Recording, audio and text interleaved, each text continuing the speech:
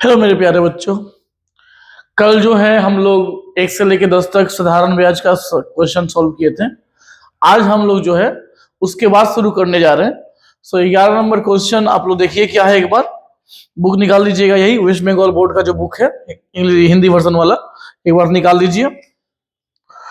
पहला जो क्वेश्चन है देखिए 11 नंबर जो करवाने वाले थे हम, उसमें क्या दिया है कि 8% वार्षिक सरल ब्याज दर से किसी वर्ष में 600 रुपया का ब्याज जो है 168 रुपया हो जाएगा। तो ये तो बहुत सिंपल हो जाएगा। ये आप लोगों का जो है दर दे दिया है 8%, और आपसे पूछ रहा है समय, पूछ रहा है कितने वर्ष में, मतलब समय पूछ रहा है। 600 रुपया ये मूलधन है, 600 रुपया, और ब्याज दे दिया 168 रुपया। तो बहुत ही आसान है, आप लोग एक बार में कर लीजिएगा। लिख लीजिए ब्याज कितना है। ब्याज है आप लोग का 168 रुपया, ठीक है।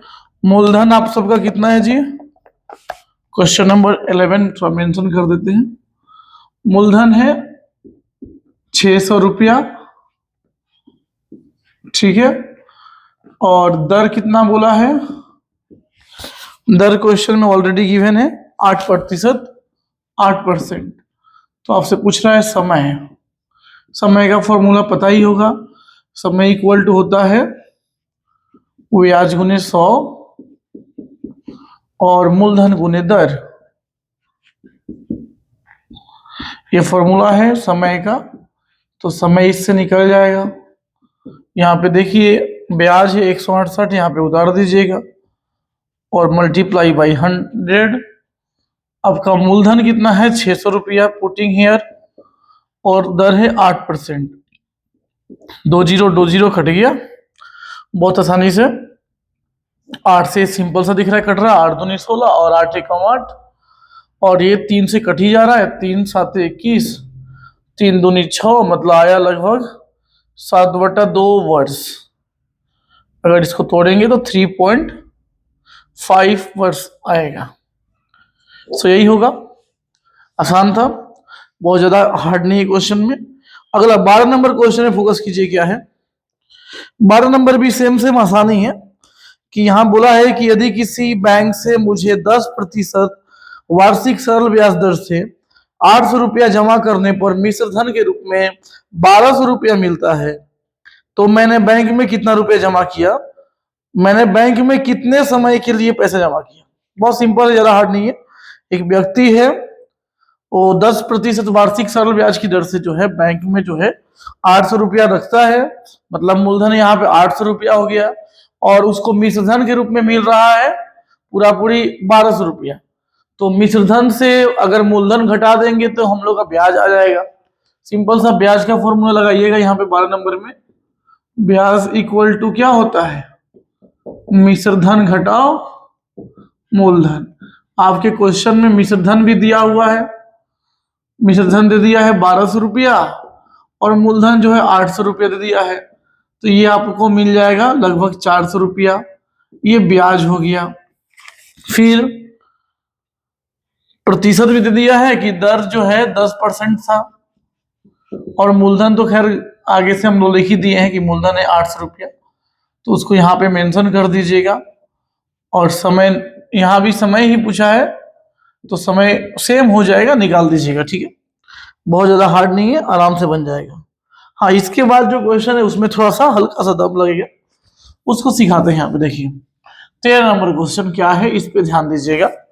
बोल रहा है कि कोई मूलधन जो है समान वार्षिक सरल ब्याज की दर से, कोई रुपया है, अब कितना रुपया बताया नहीं है, तो कुछ रुपया है, वो लगभग 7 साल में उसका मिश्रधन हो जा रहा है। मिश्रधन मतलब मूलधन प्लस ब्याज, ये मिश्रधन हो जा रहा है 7100, और 4 वर्ष में हो जा रहा है 6200। तो आपको बताना है कि मूलधन कितना होगा और दर कितना होगा, भाई बताना है। तो बहुत सिंपल सा क्वेश्चन है। मिश्रधन का मतलब होता है सर जी, मिश्रधन का मतलब क्या होता है, ये बात बस याद रखना है इसमें, कि मिश्रधन का मतलब होता है आपका मूलधन प्लस ब्याज। तो हम लोग लिखेंगे यहाँ पे कि 7 वर्ष का ब्याज प्लस मूलधन, इक्वल टू सर जी है 7,100 रुपया। फिर लिखेंगे हम लोग 4 वर्ष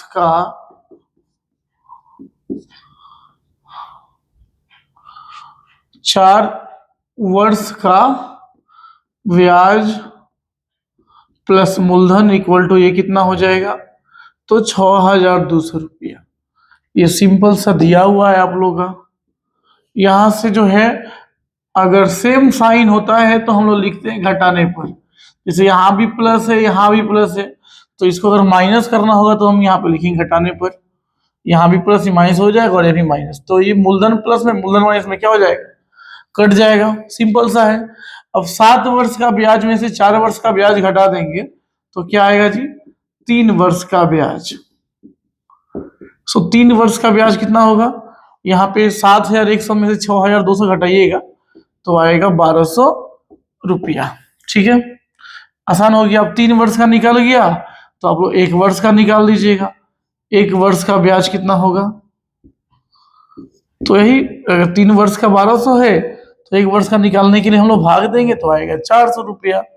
अब या तो आप 7 वर्ष का निकाल लो या फिर 4 वर्ष का निकाल लो, जो आसान लगे निकालो। अगर 7 वर्ष का निकालते हो तो यहाँ पर लिखना पड़ेगा, इसीलिए 7 वर्ष का ब्याज बराबर क्या होगा, तो सर जी 400 को हम 7 से मल्टीप्लाई करेंगे, ये आ जाएगा लगभग लगभग आपका, ये कुछ मिस्टेक हो रहा है क्या,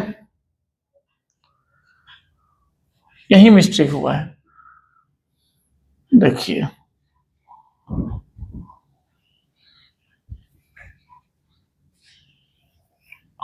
कोई बात नहीं, हम लोग फिर से करते हैं। देखिए पहले ये तो लिख लेना है कि 7 वर्ष का ब्याज प्लस मूलधन इतना है और 4 वर्ष का ब्याज प्लस मूलधन इतना है। अब हम लोग इसको घटाएंगे तो 7 में से 4 का कितना आएगा जी, 3 वर्ष का ब्याज आपका निकलेगा यहाँ पे 7,100 में से 6,200 जाएगा तो 900 आएगा। तो बाई मिस्टेक हम 1,200 लिख दिए थे। अब 3 वर्ष का 900 आया तो 1 वर्ष का निकाल देंगे, तो यहाँ 900 बटा 3 ये भाग देंगे तो कितना आएगा यहाँ पे सर जी आएगा हम लोग का 300 रुपया। 1 वर्ष का निकला तो या तो हम 7 वर्ष का निकाल दें या 4 वर्ष का निकाल दें। अब 7 वर्ष का निकालना है तो लिखेंगे 7 वर्ष का ब्याज बराबर, तो 300 को हम क्या करेंगे 7 से गुना करेंगे और ये जो आएगा आप लोग का ये 2100 आया, ये इसका जो है ब्याज है।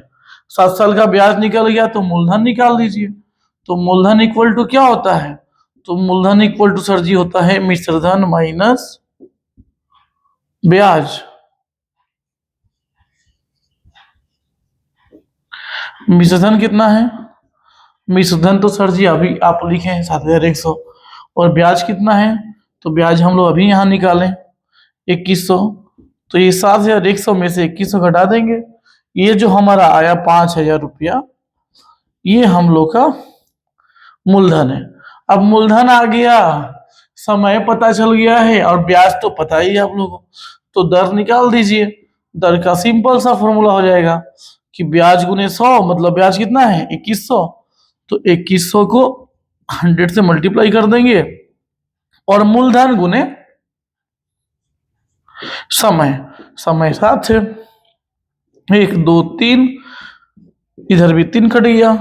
अब 7 से आराम से काटेंगे, 7 का पहाड़ा 3 बार पढ़ेंगे तो आएगा 21 और 0 0 बैठा दिए।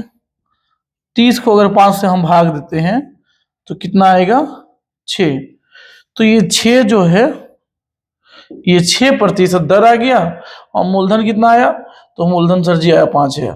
तो हमारा आंसर आप लोग यहाँ नोट कर लीजिएगा कि आंसर से इसका मूलधन लिख लेंगे अलग से 5,000 और दर लिख देंगे यहाँ पे 6%। बहुत आसान था, ज्यादा हार्ड नहीं था, इसको नोट डाउन कर लीजिए। फिर जो है अगले क्वेश्चन पे चलते हैं हम लोग। सो अगला क्वेश्चन क्या है, देखिए यहाँ पे अगला क्वेश्चन है, पहले इसको नोट डाउन कर लीजिए आप लोग। ओके, सो नेक्स्ट क्वेश्चन है 40 नंबर। 40 नंबर क्वेश्चन में क्या दिया है, एक ही साथ अमल रॉय बैंक में 2,000 रुपया एवं पशुपति घोष पोस्ट ऑफिस से 2,000 रुपये जमा करके 3 वर्ष बाद उनको मिश्रधन के रूप में 2,360 रुपया और 2,480 रुपये प्राप्त हुआ। तो बैंक एवं पोस्ट ऑफिस के सरल वार्षिक ब्याज दर का अनुपात कितना है? मतलब दो आदमी हैं, एक आदमी पोस्ट ऑफिस में रखता है पैसा, एक आदमी बैंक में पैसा रखता है, दोनों का मिश्रधन भी अलग अलग आया हुआ है। अब आपसे पूछ रहा है कि जो दर है, दर का अनुपात बता दीजिए। तो बैंक का और पोस्ट ऑफिस का निकाल दीजिए अलग से और फिर रेशियो कर दीजिए। बहुत सिंपल है, करके दिखा रहे हैं, इरेज करके दिखा रहे हैं। इसको नोट डाउन कर लीजिए पहले।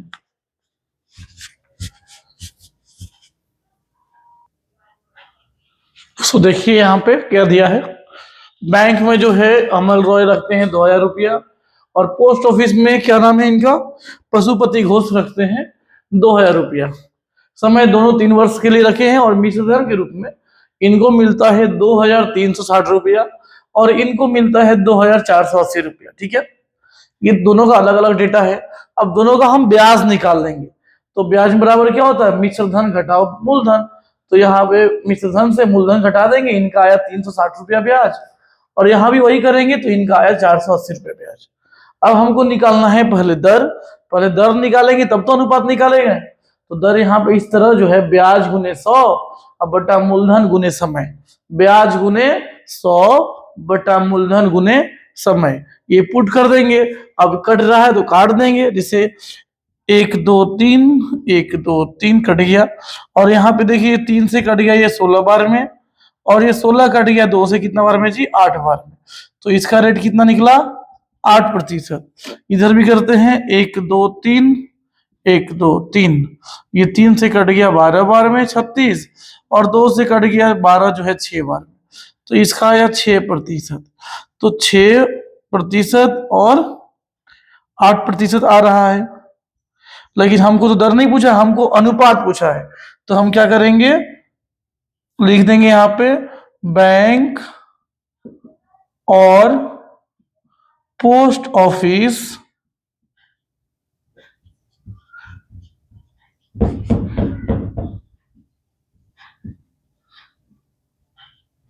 के दर का अनुपात, जो पूछा है वही लिखना होगा। ठीक है, तो बैंक का है 6% और अनुपात पोस्ट ऑफिस का है 8%।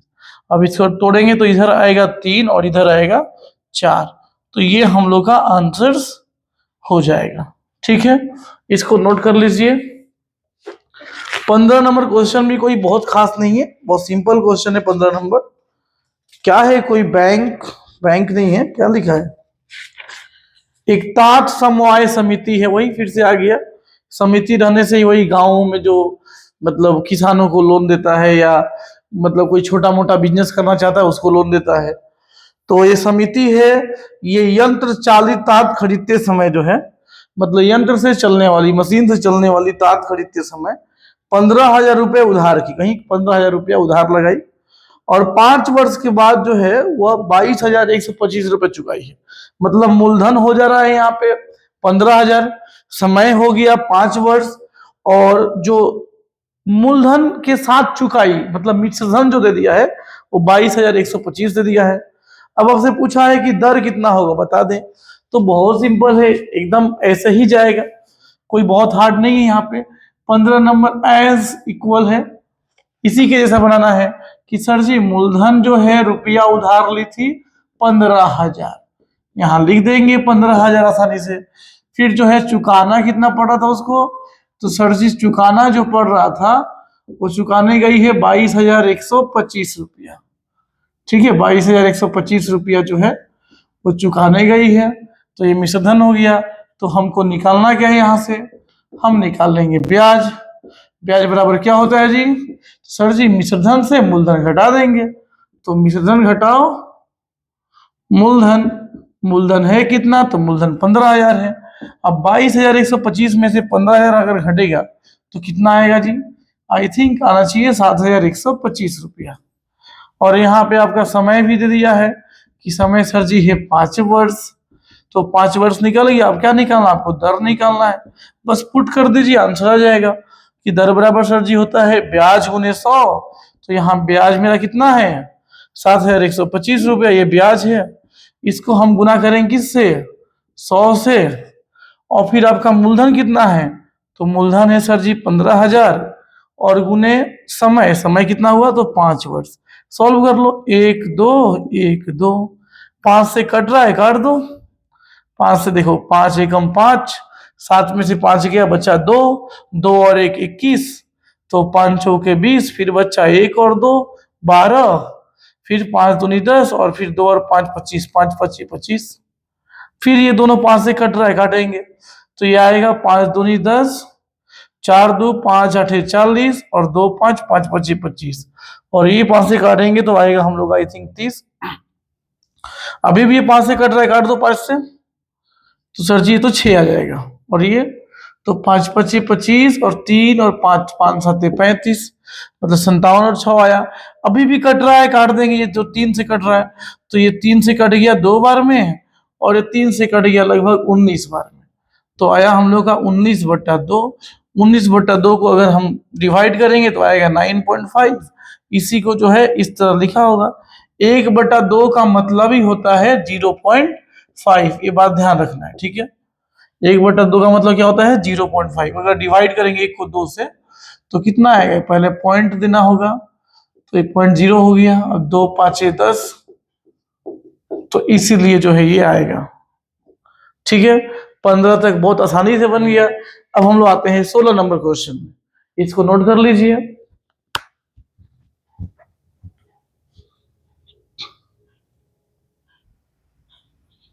ओके, सो 16 नंबर क्वेश्चन क्या है देखिए।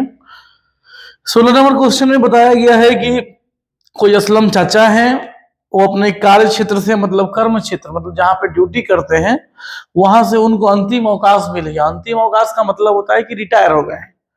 रिटायर होने के बाद में उनको मिलता है 1,00,000 रुपया, ठीक है।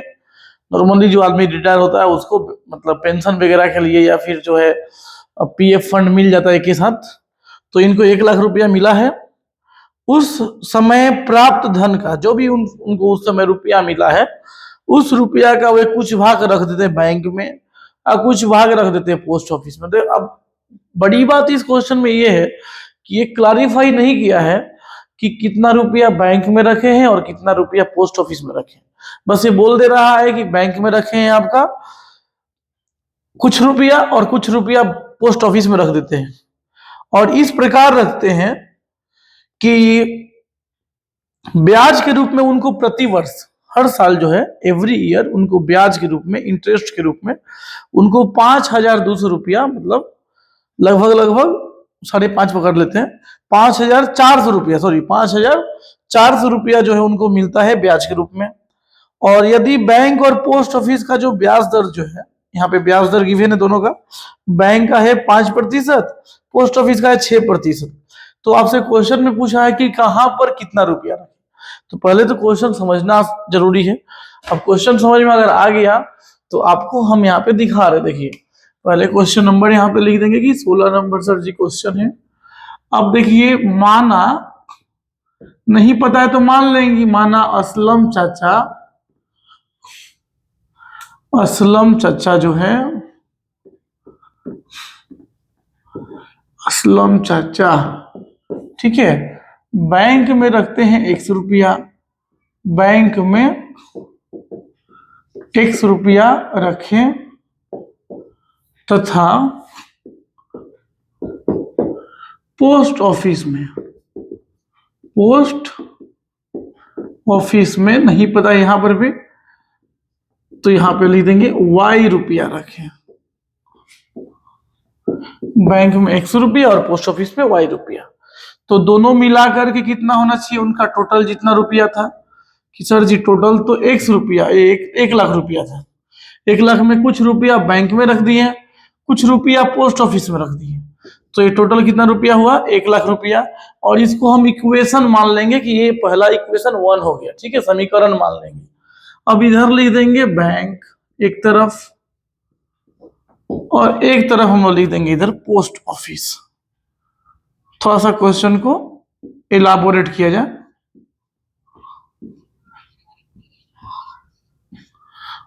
ओके।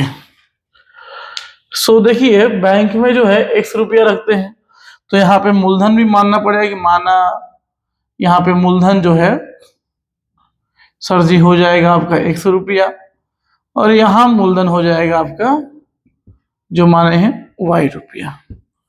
फिर यहाँ पे दर बोल दिया है क्वेश्चन में ऑलरेडी कि 5% है, और यहाँ पे दर कितना है जी, तो यहाँ भी दर 6%।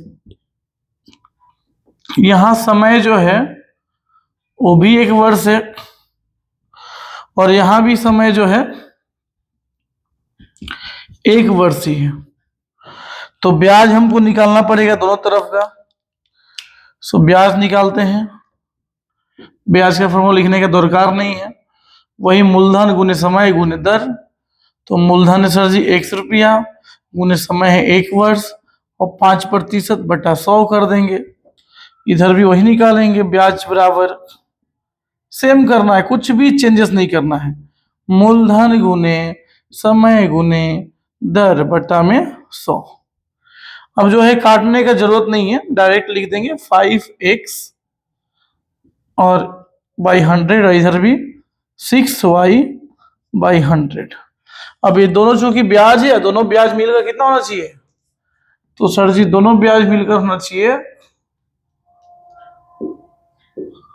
दोनों ब्याज मिल करके देखिए क्वेश्चन में गिवन है कि दोनों ब्याज अगर मिल जाएगा, ये बैंक वाला हुआ और ये पोस्ट ऑफिस वाला हुआ, ये दोनों ब्याज है, और दोनों ब्याज मिलकर कितना होना चाहिए था जी, तो 5,400 रुपया होना चाहिए था। अब इसको थोड़ा सॉल्व करते हैं, तो यहां पर आ जाएगा देखिए 100 जो है इन दोनों का एलसीएम आएगा। अब इससे इसको डिवाइड करेंगे तो कुछ 1 बचेगा, तो सेम तो वही उतार देंगे। 5x + 6y = 5,400। कुछ नहीं है, मतलब क्रॉस मल्टीप्लीकेशन तो होगा ही, कुछ नहीं तो क्या होगा, तो यहाँ पे आ जाएगा 5x + 6y = 5,400 इधर, और फिर मल्टीप्लाई होगा तो ये भी 00 आ जाएगा। तो ये आपका हुआ 2 नंबर। अब क्लास 9 का जो चैप्टर 5 है, जिसको हम लोग बोलते थे लीनियर इक्वेशन, रैखिक समीकरण, उस फॉर्म में आ गया, बस सॉल्व कर देना है। यहाँ पे 1 नंबर उतारेंगे कि x + y = सर जी हुआ 1 लाख, जो दिया हुआ 1 नंबर से, और यहाँ पे 5x + 6y, क्या हम भी लिख रहे हैं, = 5,40,000, ये 2 नंबर। अब दोनों को जो है सॉल्व करने के लिए जो है इक्वल करने के लिए या तो x को इक्वल करना या y को इक्वल करना। चलो अगर y को इक्वल करना है तो इसको मल्टीप्लाई करना होगा 6 से, और इसको मल्टीप्लाई करना होगा 1 से, तभी तो इक्वल होगा 6y और 6y। अब इसको सॉल्व करते हैं। साइन अगर सेम रहेगा तो हम यहाँ पे क्या लिखेंगे जी, थोड़ी देर पहले बताए थे आपको कि अगर साइन सेम रहेगा तो यहाँ लिखना होगा घटाने पर, यहाँ भी माइनस, यहाँ भी माइनस, और यहाँ भी माइनस। ठीक है, पहले हम ये तो कर ले, गुना तो कर ले।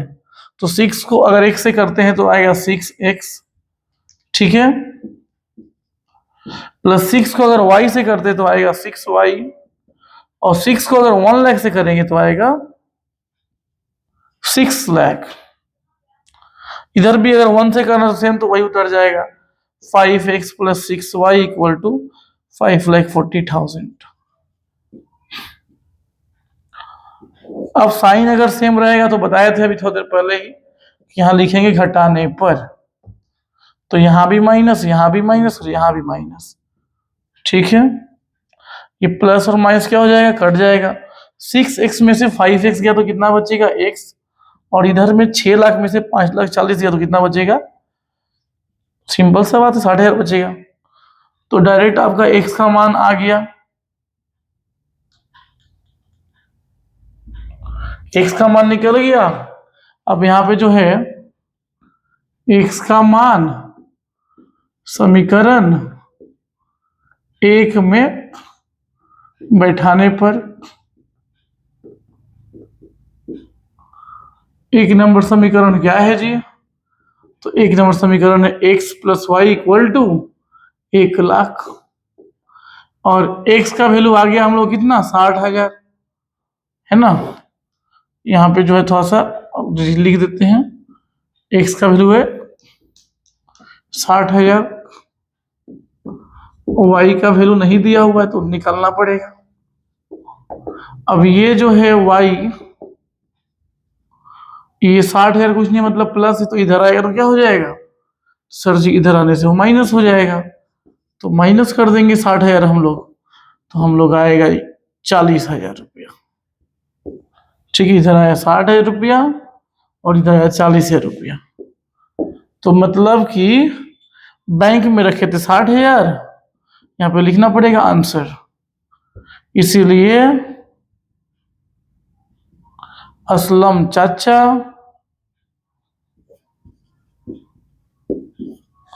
बैंक में 60,000 रुपया रखे थे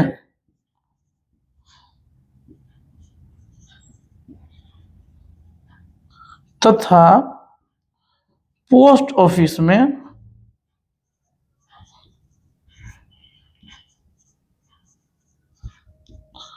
40,000 रुपया रखे थे। हो गया बस। तो बहुत ज्यादा हार्ड नहीं है, बस थोड़ा सा लेंदी है, क्योंकि क्वेश्चन में कुछ भी नहीं दिया हुआ है, तो हम लोग मान लेंगे कि मूलधन मतलब बैंक में रखे थे x रुपया, पोस्ट ऑफिस में रखे थे y रुपया, और जो है बैंक का हम लोग अलग से ब्याज निकालेंगे, पोस्ट ऑफिस का अलग से ब्याज निकालेंगे, क्योंकि क्वेश्चन में दे दिया है कि उनको प्रतिवर्ष ब्याज के रूप में कितना मिलता है, तो 5,400 मिलता है। तो दोनों ब्याज प्लस करके 5,400 लिख देंगे, फिर थोड़ा सा सॉल्व करेंगे तो हम लोग को ये वाला चीज मिल जाएगा। ये 1 नंबर हो गया, 2 नंबर हो गया, 1 और 2 से जो है यहाँ पे 1 और 2 से हम लोग यहाँ पे उठा देंगे। फिर जो है किसी भी एक को या तो x को बराबर करना है या y को बराबर करना है। x को बराबर करना होगा तो 5 से मल्टीप्लाई करना होगा ऊपर में, और y को बराबर करना है तो हम तो करके दिखाई दिए हैं कि 6 से करना होगा। तो जो कटेगा काट देंगे, जो बच गया उसको लेकर के फिर हम आगे में किसी भी दूसरे समीकरण बैठा करके सॉल्व कर देंगे, हमारा आंसर आ जाएगा। बहुत आसान क्वेश्चन है, बट बहुत इंपॉर्टेंट क्वेश्चन है, तो इसको कर लेना है। फिर जो है अगला क्वेश्चन बता रहे हैं, नोट कर लीजिए इसको पहले।